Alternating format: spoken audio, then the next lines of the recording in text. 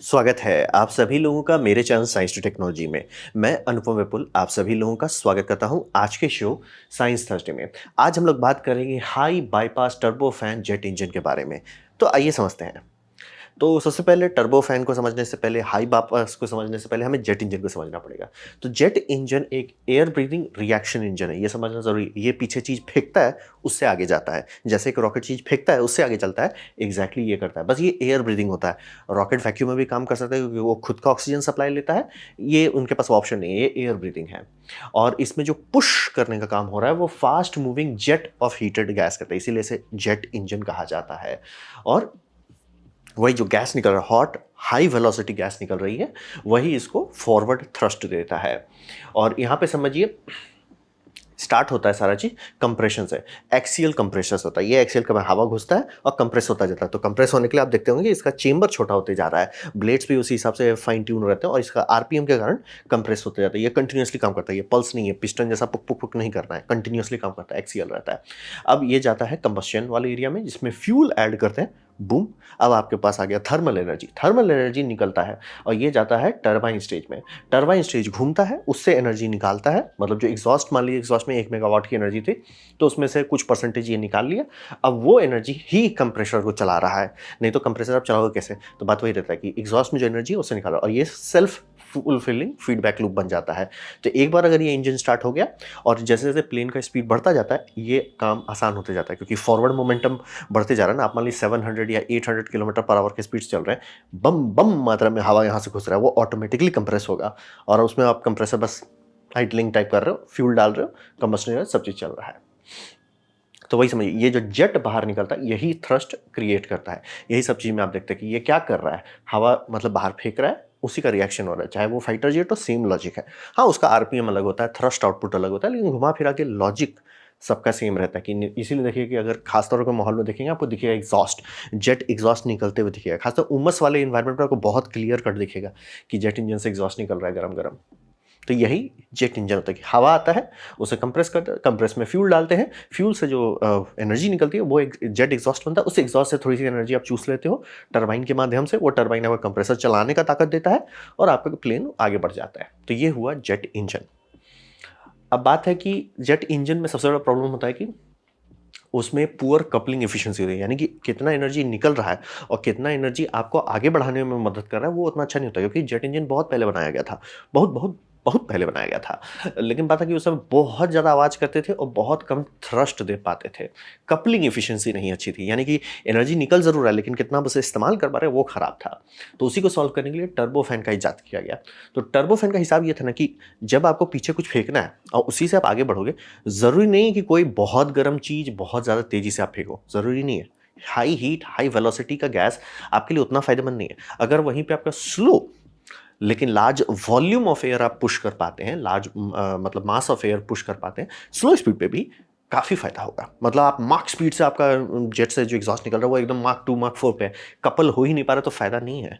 तो वहीं से उससे ज़्यादा बेटर होगा कि जो हवा चल रहा है वो मान लीजिए माक 1 भी नहीं है, ऑलमोस्ट मतलब सबसोनिक का एकदम अपर लिमिट पहुंचा हुआ है, लेकिन वो आपको ज़्यादा थ्रस्ट कपल कर पाता है तो वो ज़्यादा फ़ायदा होता है।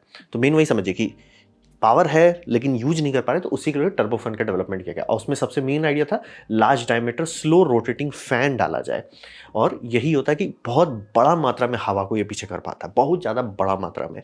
यानी कि अगर आप पर मिनट देखेंगे तो कुछ किलोग्राम कोर से निकल रहा है और मतलब 40 किलोग्राम आपका बाहर से आ जा रहा है। तो मेन वही जो डक्ट देख रहे हैं, कोर जो है, कोर अभी भी ताकत प्रोड्यूस कर रहा है लेकिन थ्रस्ट जो आ रहा है वो आपका बाईपास डक्ट से आ रहा है। इसी को हम लोग टर्बो फैन कहते हैं। यहाँ पे समझिए एक जेट इंजन एक फैन को चला रहा है, वो फैन थ्रस्ट क्रिएट कर रहा है।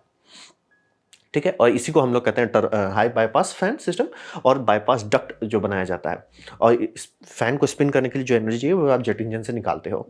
और इसका सबसे बड़ा फायदा होता है कि ये थ्रस्ट बहुत देता है और आवाज़ कम कर देता है। ये समझना हम लोगों के लिए थोड़ा मुश्किल है क्योंकि मतलब आजकल जितना भी लोगों का जन्म हुआ है, जब तक वो 60 के आसपास के नहीं होंगे उनको नहीं पता होगा जेट प्लेन पहले कैसे आवाज़ करते थे, बहुत ज़्यादा आवाज़ करते थे। आजकल सारा प्लेन बहुत शांत हो गया है।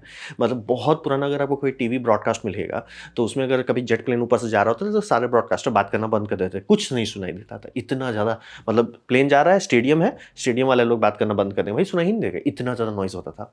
आजकल कम क्यों हो गया? क्योंकि जो कोर है अभी भी वो बहुत हाई स्पीड निकाल रहा है एनर्जी, ठीक है, लेकिन उसकी एनर्जी आप चूस ले रहे हो कि भैया फैन को चलाने में जाओ। पहला तो वहाँ एनर्जी कम हो गया, कम एनर्जी मतलब कम नॉइज़।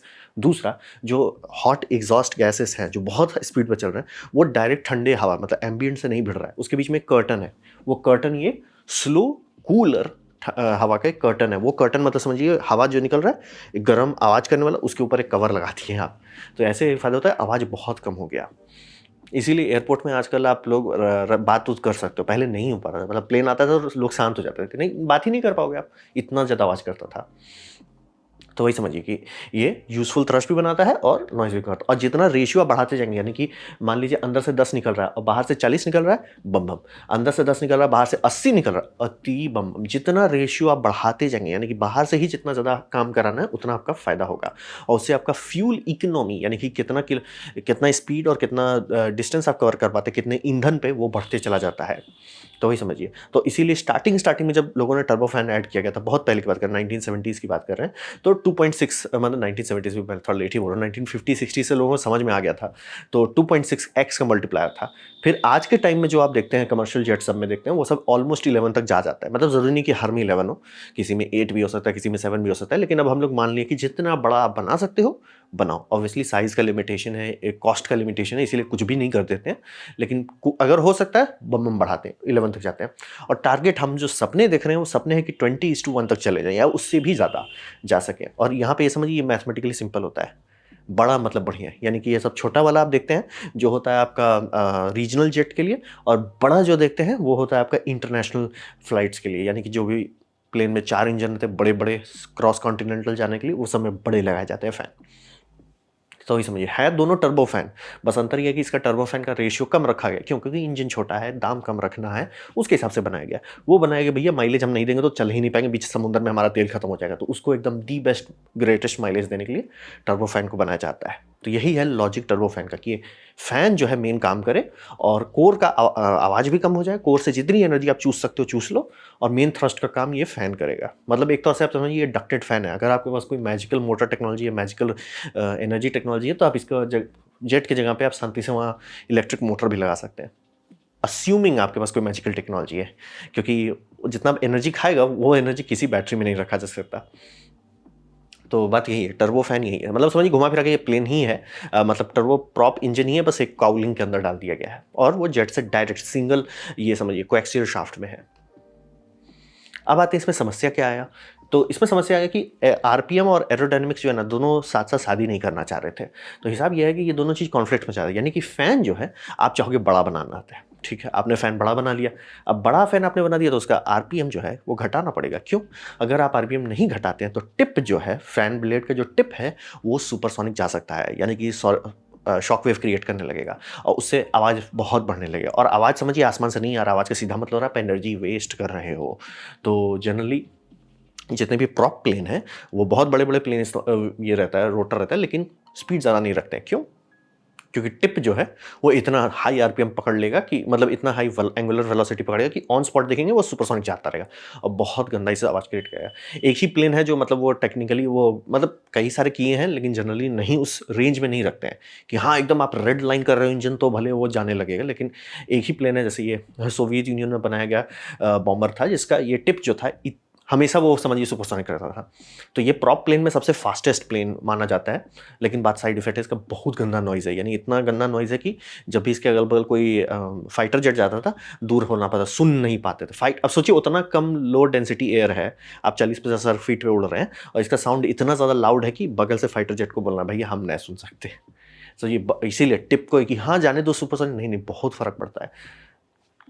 तो आप टिप को एकदम कम रखना चाहिए। अब वहीं कोर जो है, कोर में क्या हो रहा है, थर्मल इंजन है वो, वहाँ पे एनर्जी बनाई जा रही है। तो थर्मल एनर्जी की एफिशिएंसी कहाँ से आती है? वो दो चीज़ से आती है, एम्बिएंट कितना कम है आपका, यानी कोल्ड रिजर्वायर कितना कम है टेम्परेचर में, और आपका कोर जो है जहाँ पे आप गर्मी बना रहे हो, जो मेन इंजन वाला पार्ट है वो कितना हॉट है। आप दोनों के बीच का गैप बढ़ाना चाहोगे, यानी कि आप चाहोगे कि अगर बाहर 50 डिग्री सेल्सियस है, आप अंदर 500 डिग्री सेल्सियस करना चाहोगे। बाहर मान लीजिए अगर 10 डिग्री सेल्सियस है, आप चाहोगे अंदर 600 डिग्री सेल्सियस रहेगा। जितना गैप ज़्यादा रहेगा उतना बम चलेगा। अब बात है गैप करने के लिए आप क्या करोगे, ईंधन जलाओगे, हवा और कंप्रेस करके डालोगे, कर दिया आपने, ठीक है। लेकिन अब बात होता है कि सब चीज़ मान लिया आपने कर दिया, आपने मेटल भी ऐसा बना लिया जो टरबाइन संभाल सके, चेंबर भी ऐसा बना लिया, ऐसे इंजीनियरिंग कर ली कि बम बम मात्रा में वो 1500 डिग्री सेल्सियस तक चला जा रहा है। बात है एनर्जी आएगा कैसे? मतलब आपने एनर्जी डाल दिया, अब वो आपको मिलेगा कैसे? आपने केमिकल एनर्जी निकाली, थर्मल एनर्जी बना, थर्मल एनर्जी से मैकेनिकल एनर्जी में कैसे आएगा? आरपीएम के माध्यम से आएगा, तो आपका आरपीएम भागने लगेगा। अब यहीं पे दो चीज़ का प्रॉब्लम होगा कि आप टिप चाहते हो कि भैया टिप धीमा रहे, कोर को एफिशिएंसी के लिए चाहते हो कि भैया कोर एकदम बम बम आरपीएम पे चले। यहीं पे आ जाता है लोचा, यही है मेन प्रॉब्लम कि आपके पास दो चीज़ है, दोनों अलग अलग आरपीएम पे रहना मांगता है कि भैया मैं कोर बोलता है मैं ये मेरे को आरपीएम पे बांधो मत, मैं पूरा उड़ना चाहता हूँ। पंख बोलता है भैया अगर आरपीएम हमारा नहीं बांधोगे, पहली बात बना नहीं पाओगे, क्योंकि अगर ये सब जेट इंजन के कोर के आरपीएम पे घूमने लगा, उखड़ जाएगा। उतना रूट में उतना स्ट्रेंथ ही नहीं रहेगा कि इसको पकड़ के रख सके। तो वही रहता है, जो चीज़ कोर को पसंद है वो फैन को नहीं पसंद है, जो चीज़ फैन को पसंद है वो कोर को नहीं पसंद है। और आपको इसको सॉल्व करना है, ये प्रॉब्लम है, इसे आपको सॉल्व करना है। और आपके पास दो मेन समस्या है कि आपके पास वजन ज़्यादा नहीं होना चाहिए, फ्लाइट है, इक्विपमेंट है, यानी उड़ ही नहीं पाएगा अगर इसका वजन बढ़ जाएगा। तो पहला तो वो हो गया। दूसरा, रिलायबिलिटी। कमर्शियल एयरलाइंस में जितने भी चीज़ लगाए जाते हैं वो सब ऐसे होते हैं कि एक दो मेंटेनेंस भूल भी जाएं तो भी वो टिका रहना चाहिए। ऐसा नहीं होना चाहिए कि नाजुक कली है, नाजुक कली चीज़ नहीं लगता इसमें, हष्ट पुष्ट तंदुरुस्त लगता है। देख के भले प्लेन लगता है नाजुक कली है, लेकिन होता बहुत टिका हुआ है, तभी हम लोग टिक पाते हैं उसके अंदर। तो यही प्रॉब्लम आ जाता है कि एक चीज़ बोल रहा है हमें धीमे घूमना है, एक चीज़ बोल रहा है हमें तेज घूमना है, दोनों को कैसे शादी कराएंगे आप? तो इसको सॉल्व करने के लिए हम लोग कुछ तरीके डिप्लॉय किए हैं अभी दुनिया में। तो यहाँ पे एक ऑप्शन आपको मिलता है सबसे पहला, मल्टी स्पूल कॉन्फ़िगरेशन। यहाँ पे 2 शाफ्ट या 3 शाफ्ट का इस्तेमाल किया जाता है, कोएक्सियल शाफ्ट, मतलब एक रॉड है, उसके ऊपर एक और रॉड है, उसके ऊपर एक और रॉड, ट्राई एक्सल सिस्टम में। और यहाँ पे फ़ायदा रहता है कि सब अपना अलग-अलग आरपीएम पे चल पाते हैं। जैसे कि ये मैं बताऊँगा नहीं किस प्लेन का इंजन है, आप लोग बता सकते हो, वो काफ़ी बड़ा प्लेन है, आराम से खोज लिया कौन प्लेन है। तो उसका फ़ैन है, भैया फ़ैन बोलता है कि भैया हम तो बड़े हैं, हमें आरपीएम आप कम दो, ठीक है, इसको कम आरपीएम में देख लीजिए टरबाइन सेक्शन में अलग कलर का दे दिया गया, उसको लो आरपीएम पे बम बम चलेगा। फिर मीडियम सेक्शन आता है, मीडियम सेक्शन बोलता है भैया हमें थोड़ा ज़्यादा आरपीएम, जैसे मान लीजिए अगर इसको आप रखते हो 6000 पे, ये बोलता है कि भैया हमें 8 to 10,000 रखो, ठीक है, उसके लिए आप एक अलग से उसका येलो आप देख लीजिए टरबाइन अलग से रख दिया गया। फिर कोर में आते हैं, कोर बोलता है मेरे को बम बम आरपीएम चाहिए, मैं बम बम काम करना चाहता हूँ, तो वहाँ पे आप डालते हो अलग तरह का जो कि आराम से मान लीजिए 20,000 आरपीएम तक जा सकता है। जस्ट मैं आप रेशियोज बता रहा हूँ, ज़रूरी नहीं एग्जैक्ट यही आरपीएम होता है। बात वही है कि आप 3 लोगों को 3 अलग अलग आरपीएम पे दे रहे हो, और ये शाफ्ट एक दूसरे से जुड़ा हुआ नहीं है, इंडिपेंडेंट है, मतलब गैस कपल्ड है। ऑब्वियसली अगर कोर बहुत तेज घूमने लगेगा, बहुत एग्जॉस्ट बनाने लगेगा, ऑब्वियसली इंटरमीडिएट स्टेज भी धीरे धीरे स्पूल अप कर लेगा, फिर धीरे धीरे फैन भी स्पूल अप कर जाएगा, लेकिन तब भी सबका आरपीएम अलग रहेगा। यानी कि कोर का मैक्स आरपीएम 20,000 है तो आउटर का मैक्स आरपीएम 6,000 होगा, इस तरह से होता है। मतलब आरपीएम का रेंज सबका है, और इसका ये फायदा होता है कि इंजन की रिस्पॉन्सिवनेस बहुत मस्त हो जाता है, फटाफट रिस्पॉन्स करता है, यानी कि पायलट ने फ्यूल बढ़ाया, धड़ाधड़ा के प्लेन ही स्पीड पकड़ लेगा। रिस्पॉन्सिव फाइटर जेट्स में भी ये इस्तेमाल होते हैं। रॉल्स रॉयस के पास काफ़ी बड़ा पेटेंट है इस को लेके, तो इसको हम लोग कहते हैं ट्रिपल स्पूल कॉन्फ़िगरेशन। जनरली आजकल आप जितने प्लेन देखते हैं सब में डबल स्पूल तो मिनिमम होता ही है, ट्रिपल हो जरूरी नहीं है, ट्रिपल से कुछ ही कंपनी बनाती है, डबल तो आपको आराम से मिल ही जाएगा। सब ऑलमोस्ट जितने प्लेन आप इंडिगो में चल रहे हो, इधर उधर चल रहे हो, उसमें आपको डबल मिल जाएगा। इससे वही फायदा होता है कि भैया आरपीएम अलग कर देते हो, दोनों का शादी नहीं होता तो आप डिवोर्स करा देते हो, भैया तुम लोग लिव इन रिलेशनशिप में रहो, शादी मत करो, लिव इन में रहो। और चूंकि इनर्शिया इंडिपेंडेंट हो जाता है तो आराम से रिस्पॉन्सिवनेस बढ़ जाता है। फिर किसी को आया बुद्धि कि ठीक है वो तो आप कर रहे हो, वो एक ऑप्शन है, तो क्यों ना हम वहाँ गियर बॉक्स ठूंसते हैं, यानी कि फैन को ही नदी में चलाना है, बाकी सारा चीज़ हाई स्पीड पे खुश रहता है, फैन इकलौता चाहिए, क्योंकि फैन का आरपीएम आप देख लीजिए, मतलब ये डायमीटर देख लीजिए, इसको जरूर ज़्यादा बड़ा है, बाकी सारा चीज़ का डायमीटर छोटा है, फैन का डायमीटर बड़ा है, तो डायमीटर इसका बड़ा है, तो बाकी सबको क्यों धीमा कर रहे हैं, इसी को धीमा करते हैं सिर्फ। तो किसी को आया कि गियर बॉक्स डाल दिया जाए, तो ये GTF क्लास इंजन जो है, गियर टर्बो फैन इंजन, ये इंडिगो में आपको मिलेगा। अब है कि नहीं पता नहीं, प्रैट एंड विटनी का लगाया गया था, काफ़ी इंडिगो ने शिकायत की कि बार बार ख़राब हो जा रहा था, तो वही समझिए, मतलब सब पे आपको इसीलिए बोला कि आपको ये भी देखना है कि वो हल्का भी हो, फिर ये भी देखना है कि वो टिकाऊ भी हो, जो टिक नहीं रहा था। तो ये 2 ऑप्शन हमारे करंटली मार्केट में है, यानी कि बहुत बड़े-बड़े जंबो जेट में आपको ये देखने को मिल सकता है, जिसमें कि हाँ भैया एक तो सबसे कम आरपीएम पे चल रहा है, मीडियम वाला बाकी लोड लेगा हुआ, कोर बोल रहा है भैया हमें कोई बांधो मत, हम उड़ने दो, मुझे पूरा घूमने दो, दिल खोल के घूमने दो। तो ये करके हम लोग चला रहे हैं। आज का जितना भी फ्लीट आप देख रहे हैं वो सब में यही 2 टेक्नोलॉजी इस्तेमाल रही है, तो गियर बॉक्स है या तो मल्टी स्पूल कॉन्फ़िगरेशन है, या तो हाइब्रिड भी हो सकता है, जैसे कि रॉल्स रॉयस का करंटली अभी एक चीज़ चल रहा है जिस पर पेटेंट डिस्प्यूट चल रहा है कि उसमें हाइब्रिड है कि वो डुअल दिए हैं प्लस गियर बॉक्स दे दिए हैं, मतलब बेस्ट ऑफ ऑल वर्ल्ड लाना चाहते हैं। देखिए वो मतलब अभी डिप्लॉयमेंट पे, यानी उन्होंने इंजन बना लिया, उसकी सर्टिफिकेशन की जा रही है। आखिरी बार जब मैंने चेक किया था तो किसी प्लेन में अभी तक तो डिप्लॉय नहीं हुआ जिसमें ये गियर बॉक्स और मल्टी स्पूल दोनों एक साथ हो, मैं आखिरी बार जब मैंने चेक किया था, हो सकता है गलत हो सकता है या आउटडेटेड वीडियो, लेकिन चांसेस है कि दोनों एक साथ नहीं कि मैंने कहीं देखा है डिप्लॉय करते हुए। तो ये है अभी का समस्या, मतलब अभी कैसे सॉल्व करते हैं। तो फिर बात करते हैं भविष्य में क्या होगा। तो भविष्य में ये समझिए कि सब लोगों को समझ में आ गया भैया हम आरपीएम अलग कर सकते हैं, दोनों का लिव इन रिलेशनशिप लगा के डिवोर्स दे सकते हैं। तो वो तो कर देने बात है, तो फिर क्या लिमिट बनता है? फिर लिमिट बनता है इंजन काउलिंग, यानी इंजन का जो आप कवर देख रहे हैं यही अब बन जा रहा है लिमिट कि आप इसको कितना बड़ा बनाओगे। तो एक पॉइंट के बाद होगा कि आप बड़ा तो बहुत बड़ा चाहते हो, आप चाहते हो हवा पूरा मूव करे, तो ऑब्वियसली डायमीटर बढ़ाओगे। आरपीएम का भी समस्या नहीं, आप आरपीएम घटा सकते हो। तो बड़ा क्यों नहीं कर रहे थे? तो भैया काउलिंग, काउलिंग लिमिट बन जाता है। तो काउलिंग को छोड़ दो ना, काउलिंग के बाहर चले जाओ, प्रॉप प्लेन जैसा बन जाओ, काउलिंग के बाहर निकल लो। तो इसे कहा जाता है अनडक्टेड फैन इंजन। ये फाइनल टेक्नोलॉजी है, जेट टर्बो फैन का ये फाइनल एवोल्यूशन होता है, जिसे यूडीएफ कहा जाता है, अनडक्टेड फैन इंजन्स। और ये समझिए 1980s में बनाया गया था। और रहा बात, इसीलिए मैं बार बार हमेशा आप लोगों को बोलता हूँ ना कि हर चीज़ में होता है 3 परत, फिजिक्स, इंजीनियरिंग, इकोनॉमिक्स। इसकी फिजिक्स थी कि भैया एंड में आपको सबसे ज़्यादा बाईपास रेशियो चाहिए। कहाँ से सबसे बड़ा बाईपास आएगा? टरबाइन सीधे बाहर कर दिए, मतलब प्रोपेलर जो है बाहर ही कर दीजिए, उसे काउलिंग के अंदर मत रखिए, बाहर कर दिए, खुले उसे उड़ने दीजिए, उसे पूरा हवा ठूसने दीजिए, वो कर देंगे। किया गया, बनाया गया, प्रोटोटाइप्स बनाए गए, टेस्टिंग हुआ, टेस्टिंग फ्लाइट हुआ, 2 कंपनी की भी, ऐसा भी नहीं, एक जनरल इलेक्ट्रिक का था, दूसरा प्रैट एंड व्हिटनी का था, मतलब दोनों बनाया, नासा ने भी इसको सपोर्ट किया, सब चीज़ किया गया। तो फिर हुआ क्यों नहीं? बात वही था, तेल का दाम उस टाइम एम्बार्गो चल रहा था, दाम भाग रहा था, सब लोग एक एक लीटर तेल बचाने के पीछे भाग रहे थे। ये जिस टाइम, उसी टाइम को देख के डेवलपमेंट इस पर किया जा रहा था, क्योंकि ये सबसे ज़्यादा इफिशिएंट होता बाय डिफॉल्ट, मतलब फिजिक्स ही बोलता है भैया आपका जितना ज़्यादा बाईपास रेशियो उतना बम बम आपको फ्यूल माइलेज मिलेगा। ये अति बम बम माइलेज दे रहा था। लेकिन उसके बाद ऑयल एम्बार्गो हटा, तेल का दाम घट गया और ये सबसे लोग का ध्यान हट गया। लेकिन बैकग्राउंड में बहुत काम हो रहा था और इस सब के बहुत सारे टेक्नोलॉजी डेवलप की गई थी जो आज के इंजन में यूज़ हो रहा है, डायरेक्टली और इनडायरेक्टली कह लें यूज़ हो रहा है। जैसे कि जनरल इलेक्ट्रिक कंपोजिट ब्लेड्स पे काफ़ी मेहनत किया था। तब इतने बड़े बड़े ब्लेड आप ऑब्वियसली हल्के मटेरियल का बनाना चाहोगे, तो वो कंपोजिट है। अब वही जी एक्स सीरीज़ के जो इंजन है उसमें इस्तेमाल होते हैं, मतलब जो टेक्नोलॉजी डेवलप किया गया इसके लिए वो दूसरे और चीज़ में यूज़ कर लिया गया। लेकिन आज के टाइम में दोबारा CFM कंपनी जो है वो इसे वापस ला रही है और बोइंग भी इसमें इंटरेस्टेड है और एयरबस भी इंटरेस्टेड है। सब लोग इस पे सीरियसली इसमें मेहनत कर रहे हैं, क्योंकि बोल रहे हैं अब दोबारा से तेल का दाम भाग गया है। अब दोबारा से प्रदूषण का भी बात हो रहा है कि भैया प्रदूषण भी कम करना चाहते हैं। कुछ लोगों का सपना भी है, थोड़ा-सा वीट फूँक लिए कि हम इसे हाइड्रोजन से चलाएँगे। क्या चला सकते हैं? आराम से, कोई टेंशन नहीं है। बस रेंज भूल जाइए। क्या आप हाइड्रोजन से प्लेन चलाते हैं? मिलिट्री 1950 में करके बैठा हुआ है और उनको था कि स्पाई प्लेन के लिए हाइड्रोजन बेस्ट रहेगा, हाइड्रोजन बहुत ऊपर तक जा सकते हैं विदाउट फ्लेम आउट। मतलब इंजन का कोर में अगर मतलब बहुत हाई एल्टीट्यूड से जाते हैं तो अंदर उतना ऑक्सीजन जा नहीं रहा कि फ्यूल कंटिन्यूअसली जल पाए। फ्यूल कई बार बंद हो जाता है, पुक, खत्म, फ्लेम आउट जिसे कहते हैं। तो कई बार वहाँ पे आपको मतलब हाइड्रोजन यूज़ करने का सोचा गया। सब चीज़ बढ़िया काम किया। बस ये था कि नॉर्मल जेट मतलब फ्यूल लगाओ, उसे टेक ऑफ कराओ, सब चीज़ करो, फिर जब हाई एल्टीट्यूड पर तब हाइड्रोजन लगाओ।